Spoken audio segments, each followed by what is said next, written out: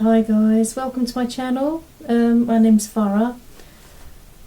I hope you're all having a fantastic Ramadan. Today I wanted to share some tips with you about Ramadan. I'm not a scholar in Islam and I don't give sermons. I'm just an ordinary person, but these are tips that I felt quite passionate about. Things which I felt were useful for me, and I just wanted to share them with you. So the first thing I would say, do as much as you can do comfortably. Now I know it's Ramadan and there's loads of blessings for everything we do, and we want to get as much Quran in as possible, as many prayers in as possible, but that's absolutely great. But I'd say just be cautious, because sometimes it's a bit like somebody who starts going to the gym. They're very enthusiastic to begin with and they go every day, but find that they can't keep that momentum up, so they just stop and then they do nothing. We want to carry on with our worship. We want to carry on at a pace that's comfortable for us. So personally, I would do as much as I can do comfortably. I don't know whether you plan your day in the morning, whether you make lists. Some people are list makers. I'm a big planner and a list maker. One thing that I find really helpful is the first thing I do in the morning before I plan my day is I write down the prayers with their times. So what that means is I tend to then plan my day around the prayers, and they're more likely to be said on time then, rather than just squeeze the prayers in regarding other things I'm doing. So for example, if it's midday, say, and the Zohar prayer is 1 o'clock, then I'll probably think, oh yeah, well I've got an hour, maybe I'll wash a few pans, and then I'll get ready for my walk, and then I'll pray Zohar, and then I'll go for my walk. And it always seems to work much better for me that way. And always try to pray them on the time if you can, because what I feel is the longer I leave it, even though I can still say it within the time, but the longer I leave it, maybe it's psychological, I don't know, but it just feels harder.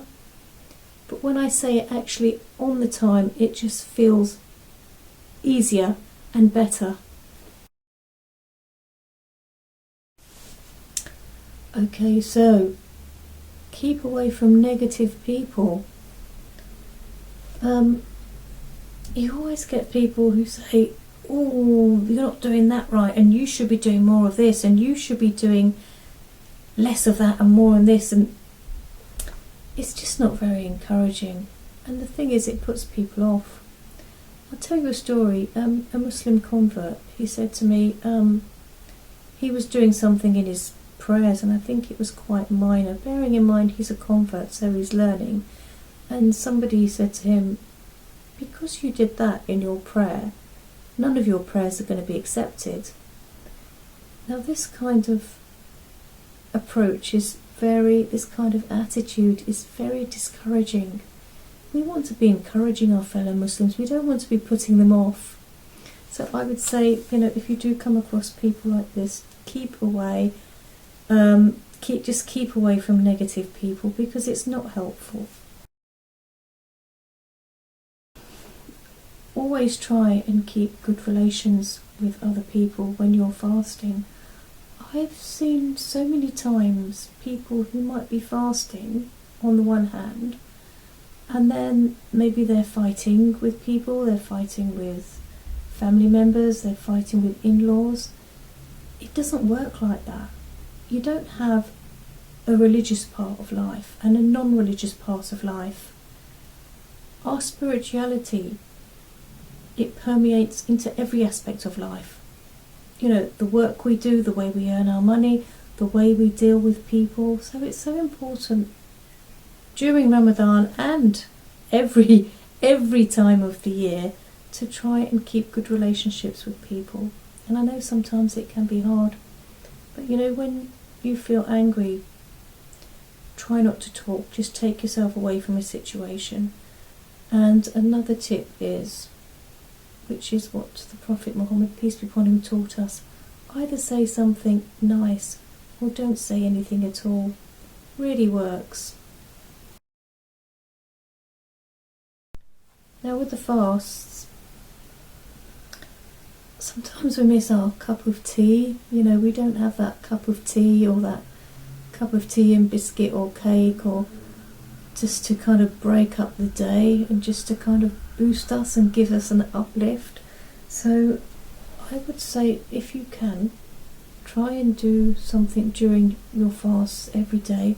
It doesn't have to be something very big, even something small that you enjoy doing, that gives you a little bit of a boost. I love swimming. I swim often and regularly, and that's something which I like to do in Ramadan. I like to get all my iftar ready, then go off for my swim, then come back. My dog. And then come back, and then just have my iftar. Obviously with lockdown I can't do that now, so I tend to try and start the day. I can't do this every day. I start the day about 10 minutes with a few yoga exercises and breathing exercises, which I get from YouTube, and often I try and go for a walk. So whatever you like doing, folks, it doesn't have to be the same thing. You know what you like. Just keep a little bit of time for yourself where you can give yourself a little bit of an uplift. Okay, so during Ramadan, try and get used to listening to your body. So if you're not feeling well, you know, or the fast is just getting too much for you, you're feeling very weak, listen to that feeling and respond to it accordingly. Now, if you miss a fast because you're not feeling well, you will have to make that fast up after Ramadan, but it's okay, because we don't have to fast when we're ill. Now, one Ramadan, when it was really hot and the fasts were really long, I was fasting every day, and it was going, yeah, it was like going really well, and I was, yeah, I was really happy. And as the Ramadan went on, it started getting to me a bit, and I knew it was getting to me, but I just carried on. I thought, yeah, I can do this. And then it just got too much, and I got ill, and I couldn't fast. I couldn't fast for a week. I missed a week of fast, and so obviously I had to make them up. But I changed things the following year, because when I felt myself at that point where it was getting too much, and I was and I could, because I was used to listening to my body then, I was trying to listen to my body, and thought, no, I've got to stop now. I stopped for one day to recover, and then I bounced back, and then I started fasting again. So because I listened to my body, I ended up only missing one fast.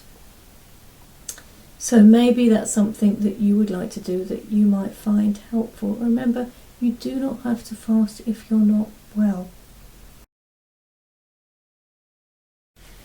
Now, you've been fasting all day.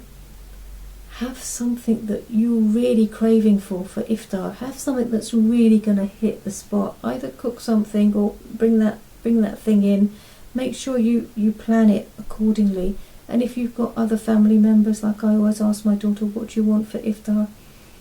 It's so important, because you just want to feel totally satisfied at iftar. And honestly, gosh, when you've got those things in that you like, oh, it's like Christmas. Oh. And the thing is, when I'm having my iftar, I'm drinking my tea and having my goodies. And I know one particular iftar, it was a mini rolls. I was craving mini rolls. And mini rolls are like kind of like a chocolate roll. They're a chocolate sponge, and they're covered with, just for those of you who are not in the UK, it's like a little mini chocolate sponge covered with chocolate. I had that with my cup of tea, and I just can't stop going, every time I eat. It's so great. So I would say though, guys, go easy on the deep fried food, because I know us South Asians, we love to have the old samosa and the Begoria. But you know, when we're fasting, we are purifying our bodies, so we still need to be a little bit mindful about what we're putting into our bodies at Iftar. And one thing that I find really helpful, Iftar's quite late here in the UK at the moment. It's about 8:40ish. So one thing that I found useful is before Iftar, I just get ready in my gym jams. I always like to have a shower before bedtime, so I shower, get ready in my gym jams. So after Iftar, if I feel tired and I want to sleep, all I have to do is crawl into bed. So maybe that is something that is helpful for you. It's helpful for me, but I thought I'd get it out there. So yes folks, get your gym jams ready. Get your onesies on. Now, getting up for Sehri, folks. So if you've got problems getting up for Sehri, a good tip, you can set your alarm, but a good tip is to get somebody to give you a call at that time and wake you up. So somebody reliable. So, you know, I always used to say to my mum, can you just give me a call, make sure I'm up? But that really helps. Or if there's someone in the house who is very reliable, just ask them to come in and give you a shake. Get up! Get up, it's Sehri! And of course, as it's Ramadan, I'm going to leave 2 du'as at the end. There's one du'a for Sehri and there's one du'a for Iftar. So you could copy them on your phone, or I tell you what you could do, guys. This is really helpful, actually. Get 2 frames on the table and put on one of them put a printed version of the Ramadan timetable, and on the other one put the du'as there. That's quite nice. But I know you guys are very, very modern and you probably have it on your phone. I find that a little bit kind of frustrating, always having to check my phone. But that's an option. I think it does make it easier. So the du'a's there for those who don't know it by heart. And also the Iftar times are there, the Sehri times, because when you get up in the morning sometimes you're a bit disorientated and like, ooh, what time is Sehri? even after fasting, you're a bit tired. What time's Iftar? What time's Iftar?